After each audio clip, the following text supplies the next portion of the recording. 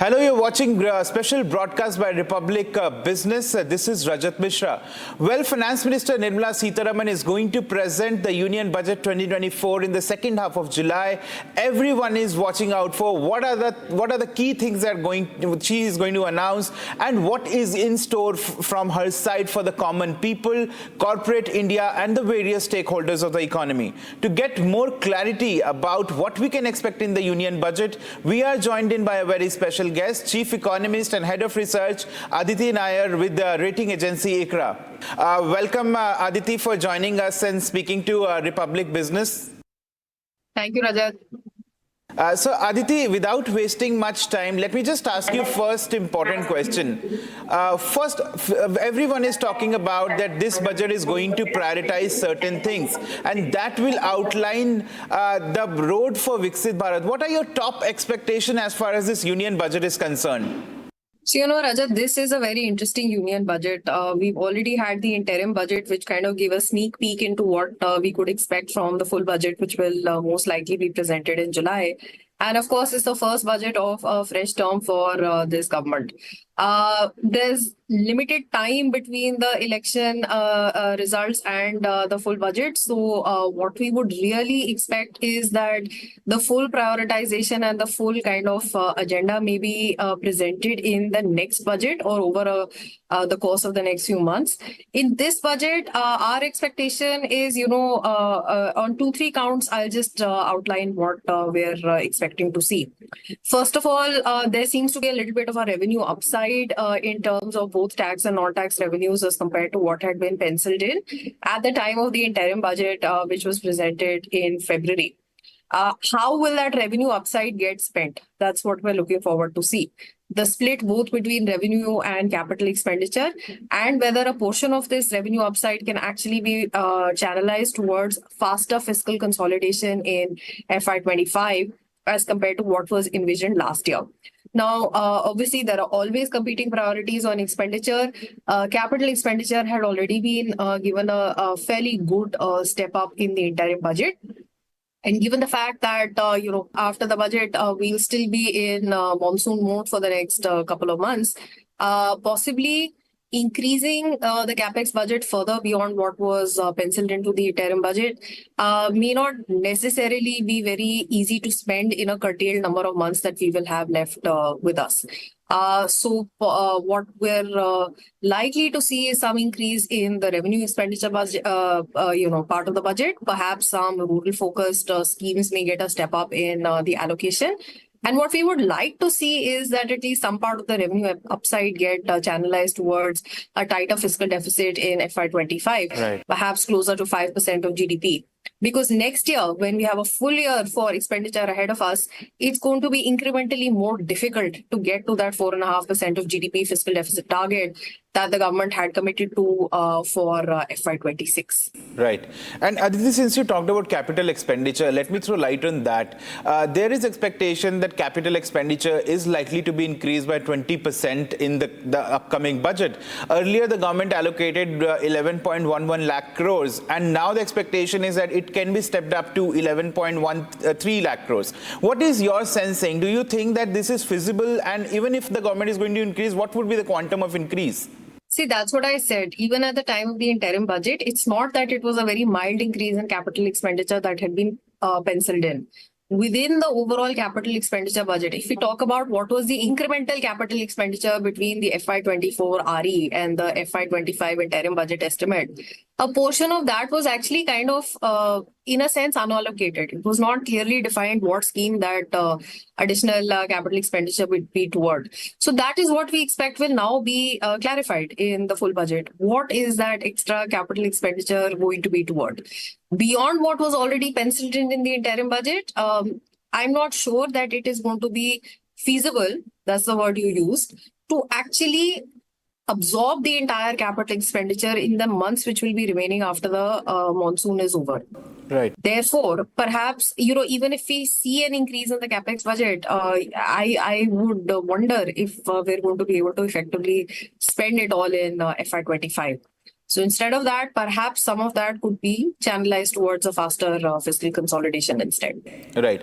And since we are talking about capex, let me also pick up private capital expenditure because that has been a point of concern since so long for the government as well. And we also know that the government is doing heavy lifting when it's come to the by allocating record capex. What is your sense about the private capex? Do you think that it has already picked up, or do you think that it's going to be picked up going forward? So, here it's actually quite interesting. Our observation is that there is a lot of private sector capex which is happening in small measure. So we see small realistic capex announcements coming through in capacity in sectors where capacity utilization is on the higher side. We'd heard from the RBI governor that capacity utilization for a smaller set of entities had crossed 75-76% in Q4. The final data point will probably be out with the August MPC review. In a number of traditional sectors, new age sectors, we do see capacity being added, but it's not a very exuberant capex cycle. We don't keep hearing of very large capacities being added, other than a few sectors. So, like for instance, we've seen these mega airline aircraft orders which have been announced in the last couple of years, but other announcements are more modest in scale. So the perception is that private sector capex is sort of not happening, whereas it is, but it's in a much more modest fashion. So if we talk about sectors like cement and steel, your really traditional sectors, or you talk about new age sectors like data centers, EV, auto in general, if you talk about hotels, which is a services sector, we do keep hearing capacity expansion announcements, but somehow the perception is quite different this time around as compared to sort of the mega capex booms that we saw in the early 2000s. And I'm not sure that we're going to go back to that kind of a private sector capex cycle. A lot has happened in the last 20 odd years between the banking sector cleanup, between IBC and CLT. And I think we're going to end up with a much more realistic and hopefully, therefore, more sustainable private sector capex announcements going ahead. Right. And also, Aditi, considering the kind of mandate that the government has got in the recent election, there are also speculation and people are anticipating that this time government will go for more of a kind of populist measure and they will direct more money towards a welfare measure scheme. What is your sensing? Do you think the same? See, I don't want to directly comment on that. It's always going to be a balancing act between how you prioritize the spending cushion that you have between welfare schemes and between capex. Both are important, both serve different purposes. If there are parts of the economy that are, see, what's happening with our growth is it's very high. It's much higher than what we're seeing in the rest of the world, but it is uneven. And there are going to be parts of the economy that need a little more support than what the headline, 7 to 8% GDP growth prints would suggest. So, within the spending cushion which is available, prioritization of spending to support those segments where times are a little more tough, that is something that would be appropriate. For instance, we've had a very uneven monsoon last year. And this year as well, the progress of the monsoon has been rather, I'm going to use the same word again, uneven. We've seen the monsoon progressing well in southern India, but it's kind of, at least till yesterday, it was a little stuck over eastern India, just not progressing forward. We've got a lot of rain in Delhi today, so hopefully, that means that there has been a good amount of movement in the monsoon in terms of the way that it's captured by the IMD. So from the rural sector, again, there are so many ways that it ties into the overall economy, particularly in terms of the implications for food inflation, etc.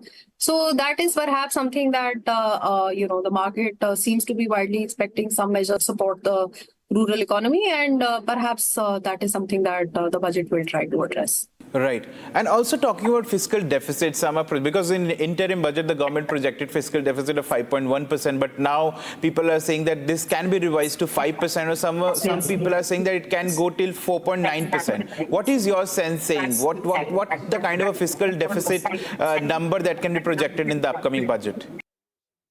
So our sense of the revenue upside is about 1.2 trillion rupees above what was penciled into the interim budget estimates. So that's basically the amount of money that can be either spent on higher capex or used towards fiscal consolidation.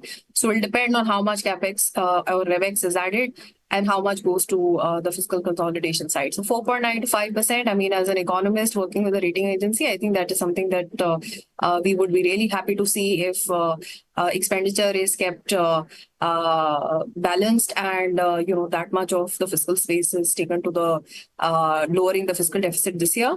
Because next year, we believe, unless there is a lot of revenue upside, it will be difficult to have a reasonable growth in capex as well as bringing the fiscal deficit down to 4.5% of GDP. Right. And also, apart from budget, let me take this opportunity to ask this question, because rural economy is something that was a cause of concern in the past few years, that the growth in the rural economy is not doing well and all that. What is your take? Do you think that rural economy has revived, or is it still facing some sort of pressures? The sense I have is that the farm part of the rural economy has perhaps had a tough time since last year's uneven monsoon. And the expectation was that we will end up with an above normal monsoon this year. Looks like it's going to end up getting concentrated in the last 3 months of this monsoon season. That's not necessarily the best in terms of the distribution. We really have to wait and see. So a good amount of rainfall in July supports sowing. But extra rainfall in August and September can be more damaging than favorable. So, a lot of dynamics need to still play out on the monsoon side. And if we end up with a well-distributed monsoon from here out, if sowing is, YOY positive, if yields are looking good, then at the end of the monsoon season, perhaps there will be a lot more confidence coming in into the farm economy, and that should support rural sentiment and demand. And do you think that rural infra is something which is going to grab the attention of the government in this budget? Why not? I think that is definitely one of the areas that the government would focus on going ahead in terms of its overall capex spend. Right. And also let's talk about divestment, because we have seen in the last few years there were targets set for divestment. What is the target that you are looking at it, or do you think that this time government will not come up with any target as far as divestment is concerned? See, what happens is if we have a large target for divestment and a few months pass and we don't see much movement on the ground, then it puts a lot of question mark on the overall fiscal deficit being achieved. So perhaps it is better to not have a very explicit target or have a very modest target as far as divestment is concerned. And any upside which is there then, really turns out to be an upside. And achievement of the stated fiscal deficit target is not questioned. Right. And what is the growth expectation and projection that you see that will happen as far as nominal GDP is concerned in the budget? So around 10.8% is the number that we are working with. Our forecast is that there are going to be transient factors which will dampen the gross value added or the GVA growth in Q1 and also a little bit in Q2, and we'll end up with back-ended prints above 7% for the GVA in Q3 and Q4. For the year as a whole, right now we're working with about a 6.8% GDP growth on the real side, and 10.8% is the number that we're working with on the nominal side. Right. And also the government this time has more fiscal headroom considering the RBI dividend that they have got. What do you think, how they are going to spend that amount that they have, that they did not anticipate from the RBI side? So that is the bulk of the revenue upside of 1.2 trillion that I was talking about earlier. Right. And last question, Aditi, that I want to ask you, what are the headwinds that you see as far as India's growth is concerned going forward? So some are temporary, transient, the overhang of last year's bad monsoon. Some again are very temporary, typically there are some, we see that capex tends to slow down during the election months. That is something that will now be behind us. Then, of course, a monsoon. Typically, we see that capex, again, is a little slower during the monsoon months. So Q1, Q2, these would be some headwinds. Other than that, we're not seeing a very clear, strong pickup in exports. And also commodity prices are now higher than where they were last year. So that's going to have some impact on corporate margins and therefore on the gross value added growth going ahead. Thank you so much, Aditi, for joining and speaking to Republic Business. Thanks, Rajat. Well, we heard Aditi Nayar, Chief Economist and Head of Research of ICRA, outlining the various aspects that can be announced in the budget, but we will have to wait and watch as to how many things are going to be incorporated in the budget that are going to be announced by Sitaraman in the second half of July.